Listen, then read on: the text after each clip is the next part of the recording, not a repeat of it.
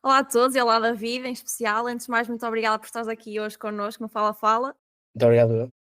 Acho que vai ser uma conversa muito interessante aqui sobre o poder da voz estudantil como agente de mudança, dentro aqui dos núcleos mais estudantis e também fora. E para começar aqui o podcast, eu queria mesmo começar aqui por te perguntar como é que isto tudo começou. Estudaste História, na licenciatura e agora estás a fazer mestrado em Ciências da Comunicação. E portanto, o que é que te levou aqui a começar e a iniciar este percurso académico? E como é que se cruza aqui com a tua vontade também de representar os estudantes? No início entrei em História, não entrei em História, primeiro entrei em Arqueologia, não tinha conseguido entrar em História por uma décima, na altura, em 2019. Sempre quis História, sempre foi uma área que eu gostei muito, na altura queria seguir investigação, seguir doutoramento, a carreira académica, mas ao longo do tempo e também com o facto de ter entrado na associação no meio da minha licenciatura, mudou um bocadinho a minha visão do que é que eu queria, o que é que eu não queria, e também a própria associação fez-me perceber que se calhar a parte da comunicação estratégica, que é a vertente que eu me encontro no mestrado, tem mais sentido para o que eu queria. A assessoria política, a assessoria de comunicação, ciência política também. Acho que a associação me deu ferramentas para perceber que se calhar eu não queria investigação, mas queria algo mais relacionado com esta parte. E como é que está o seu percurso? Na FLUP, os 2 cursos, certo? Sim, sempre não Aqui fui. na nossa casa? Comecei na Faculdade de Letras e espero acabar também para o ano o meu mestrado, entregar a dissertação. Portanto, tem corrido bem e foi no meio deste percurso na FLUP que se calhar percebi que o associativismo era algo que fazia sentido para mim também. Ótimo. Só que achas que as 2 áreas se cruzam bastante, aqui a História e a Ciência da Comunicação? Dão-te ferramentas? Imagina, Mais se calhar são em áreas termos de muito diferentes. pensamento crítico. Sim, dessa parte, mas são áreas muito completamente diferentes. Claro que existe quem faça comunicação em história, que não é o meu objetivo, mas isto também é uma área, na altura as minhas pessoas também me disseram isso, podes sempre pegar depois na parte da comunicação e falar em história, mas não era bem o meu objetivo. São áreas um bocado diferentes, mas que eu acho que todo o ensino superior, seja o curso que for, dá-te ferramentas de pensamento crítico, de interpretares, de pensares. Nem tudo o que te dão é verdade, nem tudo o que lês é verdade. E acho que a história é uma área muito empírica nesse aspecto, que nos ensina a pensar e a refletir sobre as coisas. E também ajuda depois na parte da comunicação. Claro. E agora voltando aqui à tua questão da candidatura à presidência, de seres aqui presidente da AIE da FLUP, o que é que te movia quando decidiste aqui fazer esta candidatura? Foi uma questão de responsabilidade, de querer mudar algo em concreto? No meu caso, eu antes de ser presidente já tinha sido vice-presidente nos últimos 2 anos. Primeiro tinha estado responsável pelos departamentos cultural e desportivo, e no ano anterior, no ano seguinte, desculpa, tive responsável do departamento recreativo. Estes 2 anos de vice-presidência fez-me gostar ainda mais do associativismo, perceber que se calhar o associativismo não era só a parte dentro de portas, não era só o desporto, a cultura, as festas, mas também a parte exterior, a ligação entre estudantes e direção da faculdade, entre estudantes e federações que nos rodeiam, estudantes e as outras AEs do país e as académicas também, em fóruns próprios.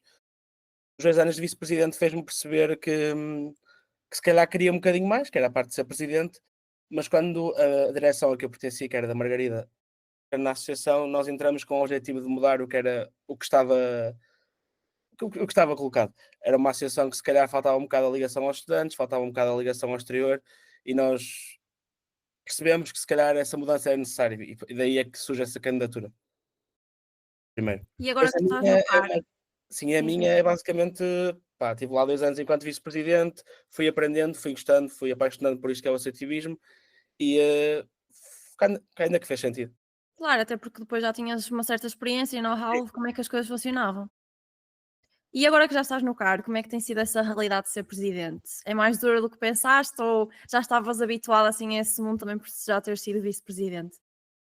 Já estava habituado a certas coisas, mas ser presidente tem outra responsabilidade e tem outra, consome mais tempo, é normal. Antes não tinha tanta responsabilidade da parte da relação externa com federações ou com outras associações ou até com a própria direção da faculdade.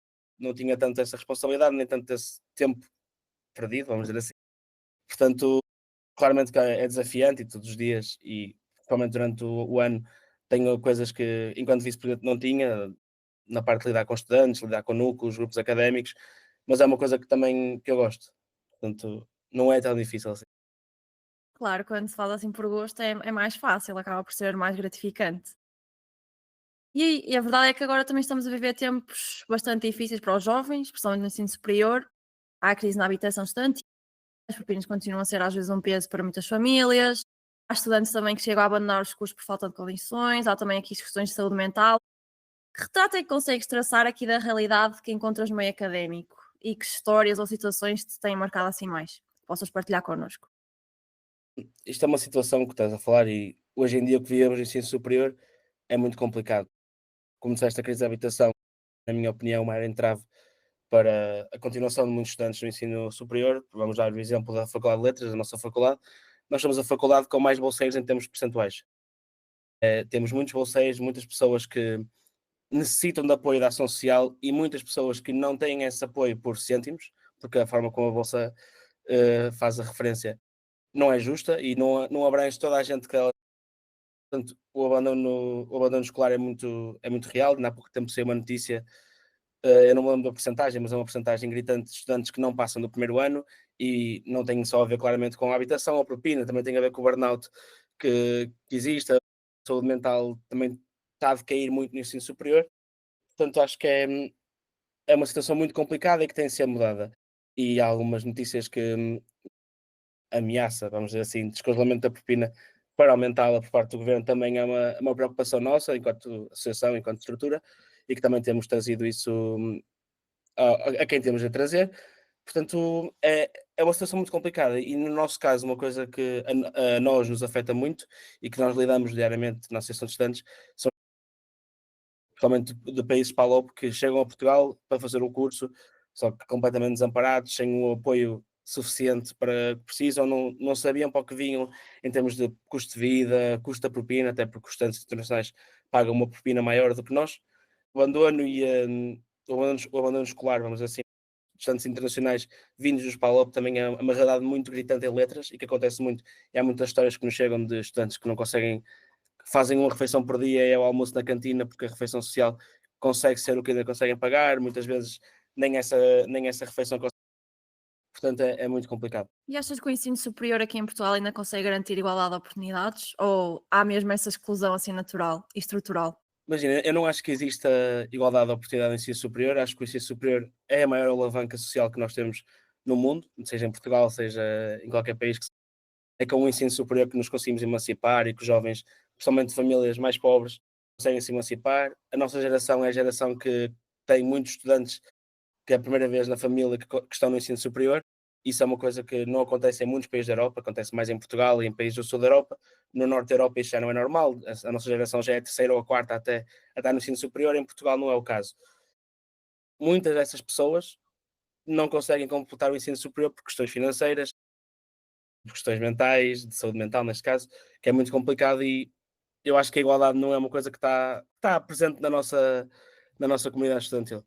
Deveria estar, acho que o ensino superior, pelo menos na minha opinião e na nossa opinião, devia ser um sítio de igualdade para toda a gente deveria ter acesso ao ensino superior e na teoria isso é o que acontece, mas na prática conseguimos ver que não é isso. E achas que então o papel das associações também é de fomentar aqui o elevador social através de agindo um bocadinho em termos políticos, pressão em certas instituições, ou vês as AIEs como estruturas mais de apoio aos estudantes no dia a dia? É isso que eu ia dizer, eu acho que as associações têm esses dois papéis.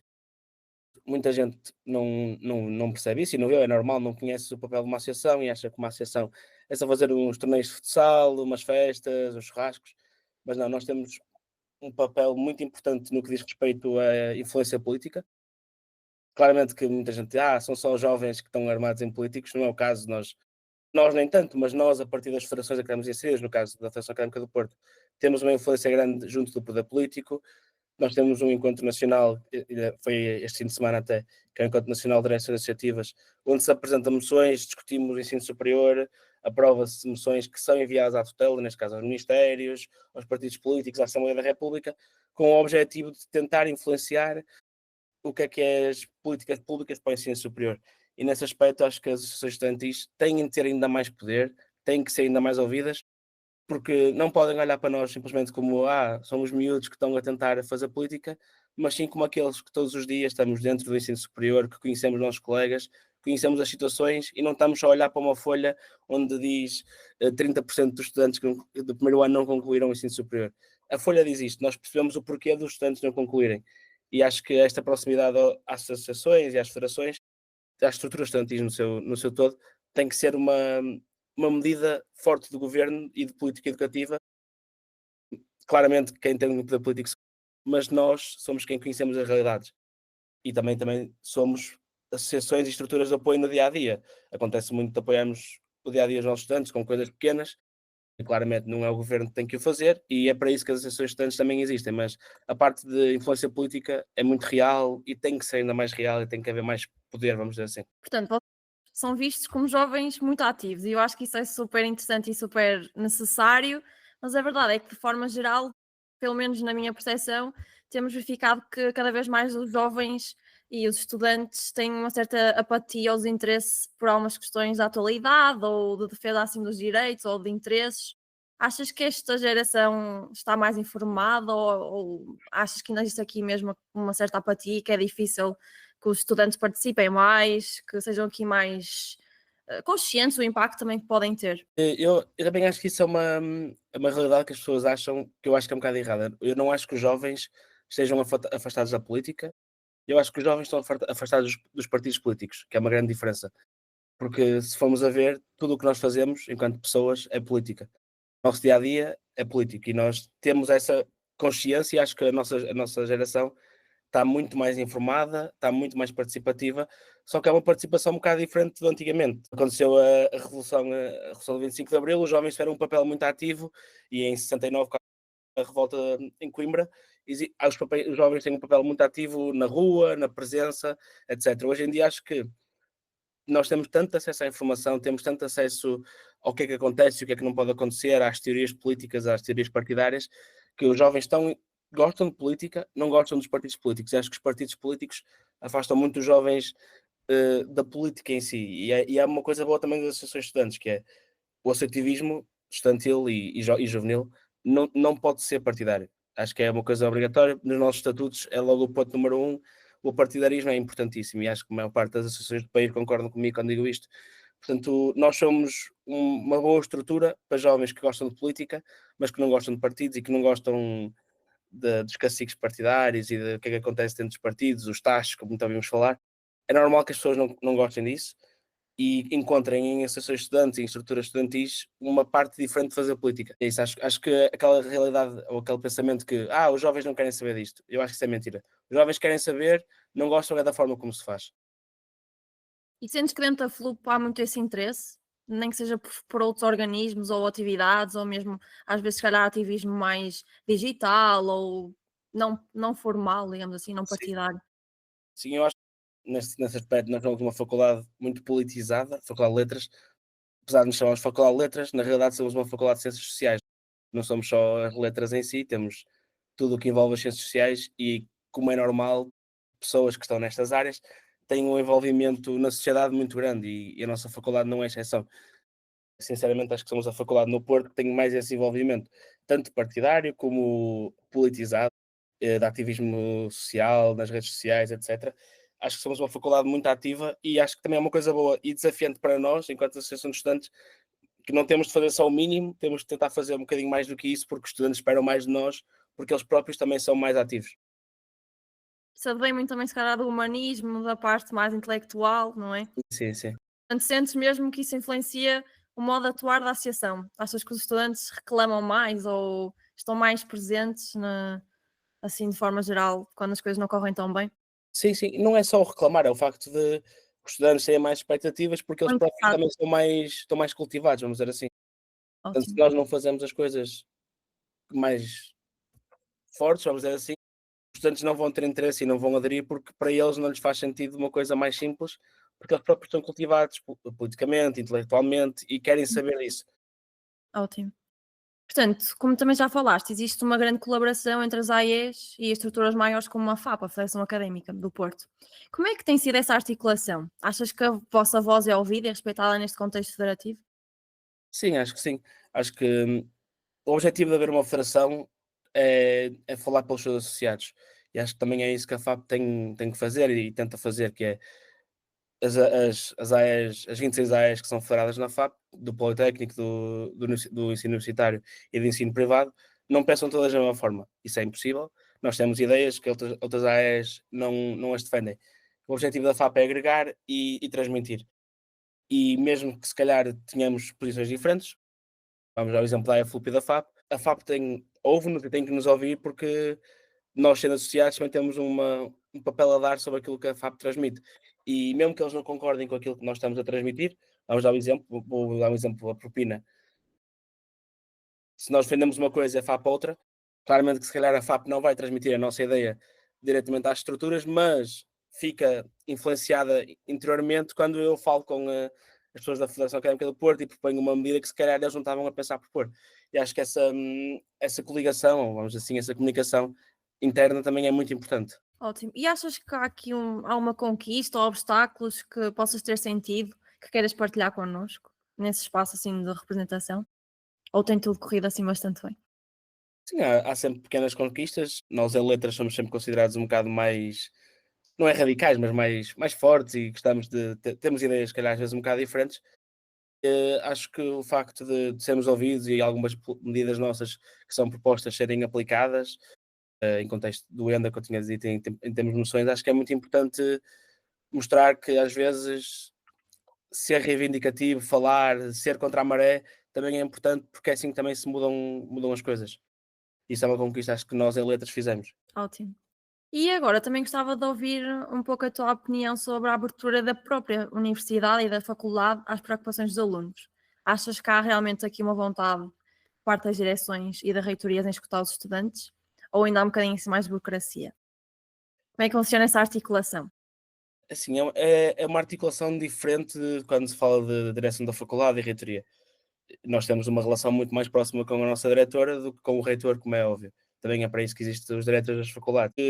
A Universidade do Porto tem um potencial enorme para ouvir-se mais os seus estudantes e sinto que é uma universidade que ouve poucos estudantes. Em termos do que é a reitoria, do que é que se passa na reitoria, de como é que as decisões são feitas.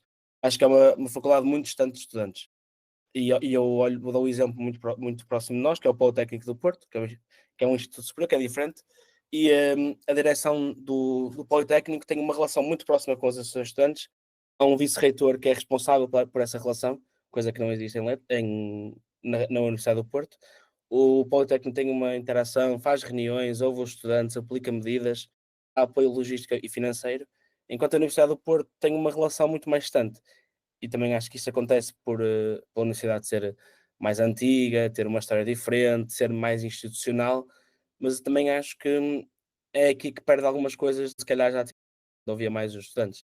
No que diz respeito à direção da faculdade, há uma ligação mais próxima, eu dou muito bem com a diretora, muitas vezes temos visões diferentes e também acho que um bocado isso foi dizer o que é que está mal na faculdade, o que é que nós, enquanto estudantes, vemos mal, e no início foi muito complicado, somente na minha tomada de posse, no meu discurso de tomada de posse, eu fui um bocado agressivo, vamos dizer assim, para com a faculdade dizer o que é que estava mal, e no início foi um bocado mais complicado, mas acho que também fez a diretora ver que nós queremos melhorar as coisas e que se falar connosco, sobre essa articulação connosco, é mais fácil de chegar aos estudantes porque nós temos uma ligação mais próxima aos estudantes, porque nós somos estudantes e somos jovens e nós vivemos na pele o problema dos nossos colegas também.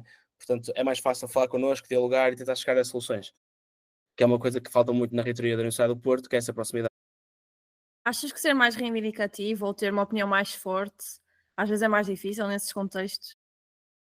Sim, eu acho que é mais complicado porque, mais uma vez, somos vistos como os miúdos que querem mudar o mundo e que somos um bocado deles, não lá, eles querem mudar o mundo, querem mudar as coisas e não é assim que acontece. Mas também acho que se não houver essa reivindicação, essa força, as coisas nunca vão mudar porque o status quo vai se manter. E isso acontece muito na Universidade do Porto, onde os jovens não são ouvidos. Existe um órgão que é o Conselho Geral, que é o órgão máximo da Universidade do Porto, em que deveria ter uma força muito maior do que tem hoje em dia. A presença estudantil são 20% do órgão, não faz sentido. As externas e os alunos têm mais força do que os estudantes. Não faz sentido lá nenhum, isso não devia acontecer. Mas isso também acontece porque o RGES, que é o documento máximo que gera o ensino superior, também foi feito há muitos anos e foi feito não com o interesse dos estudantes, mas com o interesse político. E agora esperemos que o governo, com a sua proposta de alteração, consiga mudar um bocadinho isso. Vamos ver. Estou um bocado receoso, acho que não vai haver uma mudança muito grande no que diz respeito às vozes dos estudantes, mas também até ver o documento não podemos falar. Claro, e no fundo também ter aqui sempre uma consciência e um papel ativo, mesmo que seja mais trabalhoso, Claro, porque sim, sim. Da nossa não parte isso nunca vamos, significa. da nossa parte enquanto estruturas, e agora acho que consigo falar por todas do país, do sendo nós ouvidos, sendo nós não ouvidos, havendo uma interação mais presente ou não, nós não vamos deixar de fazer o nosso papel, que é querer ser ouvidos. E também temos uma vantagem muito grande que se calhar os nossos colegas de há 20 anos não tinham, que é as redes sociais, que é a ligação aos jornais, que nós com uma publicação nas redes sociais conseguimos atingir mais pessoas do que a reitoria do Porto, porque temos mais seguidores.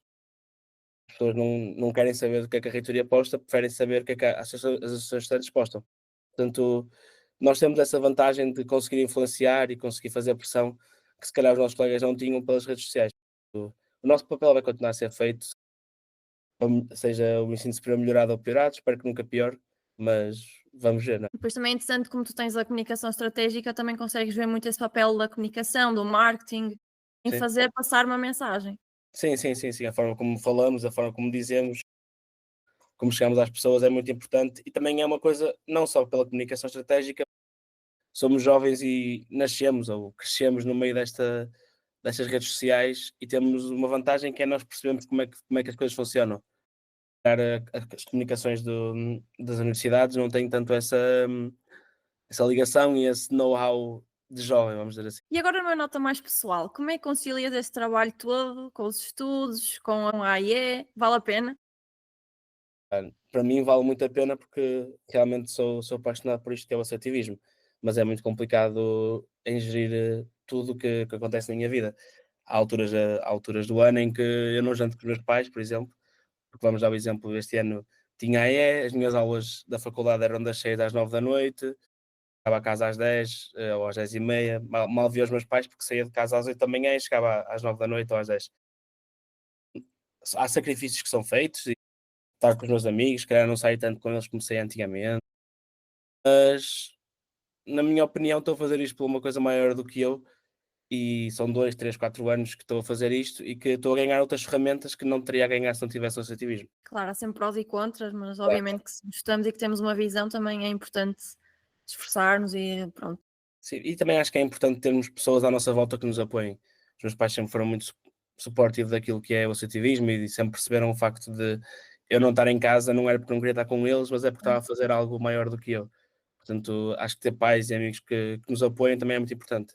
Sim, o ambiente também ajuda muito, não? É? E que lições aqui mais profundas levas deste percurso e que conselhos também darias a algum estudante que esteja a pensar em envolver-se, mas que ainda tem assim algumas dúvidas sobre o impacto que pode ter? E eu acho que isso é sempre muito pessoal. Pensar, pensar o ensino superior em si já é fazer um bocadinho de associativismo, mesmo que não estejamos dentro de uma associação ou de uma estrutura em si, do núcleo, etc. Na nossa faculdade temos várias formas de associativismo, não é só a AFLUP, temos os núcleos académicos, temos núcleos que fora da faculdade que trabalham com a faculdade. Tudo isso é associativismo, tudo isso também é pensar no ensino superior. E acho que alguém que tenha dúvidas de se quer isto, se calhar vai perder muito tempo, não se vai estar a focar nos estudos, que, como é óbvio, é o mais importante, é para isso que estamos aqui. Isso não é uma coisa, nós temos tempo para tudo, conseguimos conciliar tudo se quisermos, e se realmente quisermos fazer uma mudança ou tivermos uma ideia, nem toda a gente precisa de gostar de política educativa para estar no cetivismo. Podes gostar de desporto e podes ajudar os estudantes com a organização de torneios desportivos. Podes gostar de pedagogia e podes ajudar estudantes a criar mesas redondas sobre a saúde mental no ensino superior. Nem tudo é política educativa, podes gostar de festas e ajudas os estudantes fazendo churrascos e festas.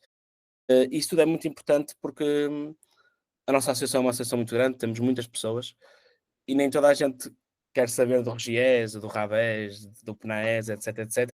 Nem toda a gente sabe o que isso é, mas conseguem fazer a mudança na nossa faculdade, que é a nossa casa, coisas pequenas que muitos estudantes lhes agradecem sem saber. E acho que isso é a coisa mais gratificante do associativismo, é ajudar os outros, da forma que seja e sem pedir a alguém em troca e no final do dia sabemos que ajudamos as pessoas. Portanto, há várias formas de estar aqui envolvido e de fazer a mudança. Claro, claro. O associativismo é muito grande, o associativismo não é só o que estava a falar de política educativa, é tudo isto Ajudar as pessoas, às vezes, é fazer uma boa festa, por exemplo, é fazer uma boa mesa redonda. E as pessoas estão a ouvir e dizem: os estudantes só querem é copos. Não, não, é uma coisa importante porque, como eu já disse, os burnouts académicos é uma coisa muito presente hoje em dia e atividades recreativas, atividades lúdicas, desportivas, são uma forma muito presente de ajudar as pessoas. Pá, eu estou muito estressado e vou ao treino de basquete à Associação de Estudantes. Sendo que não, isso é uma coisa que pode ajudar muito na saúde mental dos estudantes, e se não houver isso, e se nós, enquanto Associação de Estudantes, não tivermos esse papel, essas coisas não vão acontecer e há muitos estudantes que também iriam sofrer ainda mais. Portanto, acho que estar no associativismo é ajudar os outros sem esperar nada em troca e o que nós recebemos em troca é o bem-estar dos nossos colegas. E se pudesses mudar assim hoje uma política de juventude ou criar aqui uma medida concreta no ensino superior, qual é que seria? Pá, se eu tivesse esse poder e se eu estava sujeito a isso acontecer, seria a habitação estudantil. Se eu pudesse, isso, num mundo perfeito e ideal, haveria uma cama para todos os estudantes deslocados. Não digo só bolseiros, digo deslocados. Não é por um estudante não ser bolseiro, mas se vier de Vila Real, as dificuldades também existem, não é só porque não é bolseiro que não há dificuldades. Portanto, a habitação estudantil era a coisa que eu mudava agora. E qual é que é a universidade e o país que tu acreditas que podemos construir fora e dentro das associações? Eu acredito numa universidade e num país que trabalham um com o outro. E posso dar um exemplo da cidade do Porto. Acho que a cidade do Porto tinha muito a beneficiar se olhasse para a universidade como um ponto estratégico e não só algo que está lá. Nós, neste momento, a universidade são 80 mil estudantes e os habitantes da cidade do Porto são 200 mil. A universidade é uma parte presente da cidade e do país e as várias universidades.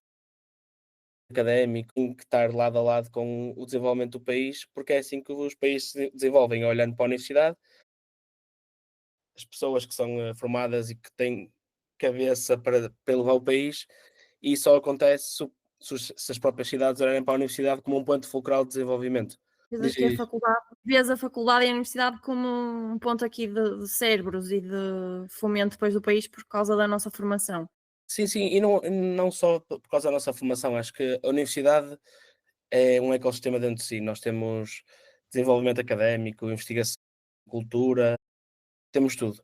E se o país olhar para a universidade como uma forma de alavancar todas as áreas da sociedade, vai ser mais fácil daí chegar, porque o desenvolvimento cultural que as universidades desenvolvem pode ajudar o país a desenvolver em termos culturais, em termos académicos, etc. Acho que devia de existir uma ligação maior da política e do centralismo político às universidades e às regiões, porque acho que o nosso país é pequenininho, mas as regiões são muito pouco desenvolvidas. Há Lisboa, há Porto e o resto. E há mais Lisboa do que o Porto. Se nós olharmos para a universidade para as universidades e para os politécnicos, aqui falo de tudo o que é ensino superior, como uma forma de ajudar as regiões a desenvolverem, acho que chegaremos mais longe do que hoje em dia. Ótimo. E antes de passarmos aqui ao segmento das recomendações culturais, eu gostava de perguntar aqui a minha pergunta da praxe, que é: quem é o David? É mais filosófico, eu sei. Sim, sim. David é um jovem de 24 anos que tem um sonho, que acredita que em conjunto com os seus colegas consegue mudar a sua realidade e quem sabe até o país. O David é uma pessoa sonhadora, que sabe que é difícil, mas que acredita que tudo o que faz e tudo o que faz em colaboração com os seus colegas pode melhorar o dia a dia das pessoas. E se melhorar o dia a dia de uma pessoa, já valeu a pena. Portanto, sonhador, mas aqui com uma ação também mais prática do dia a dia. Sim, eu gosto de pensar que sim.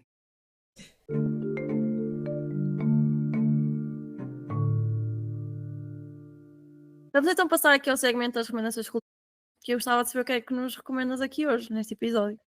Eu hoje vou recomendar duas coisas. Vou recomendar um livro, que é um livro que eu já li várias vezes e várias vezes para o meu mestrado, que se chama Propaganda, de Eduardo Bernays.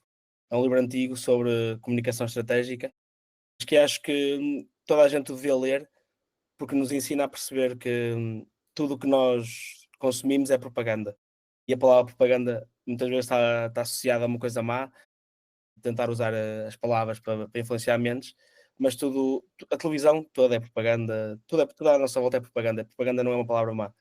E acho que esse livro nos ensina a perceber que se nós formos críticos, se nós percebermos o que está à nossa volta, seremos melhores pessoas e conseguiremos entender melhor aquilo que nos rodeia. E a outra recomendação que faço, vou fazer uma recomendação mais levezinha, que é um podcast que eu gosto muito, que se chama Cubinho, que é um podcast de comédia.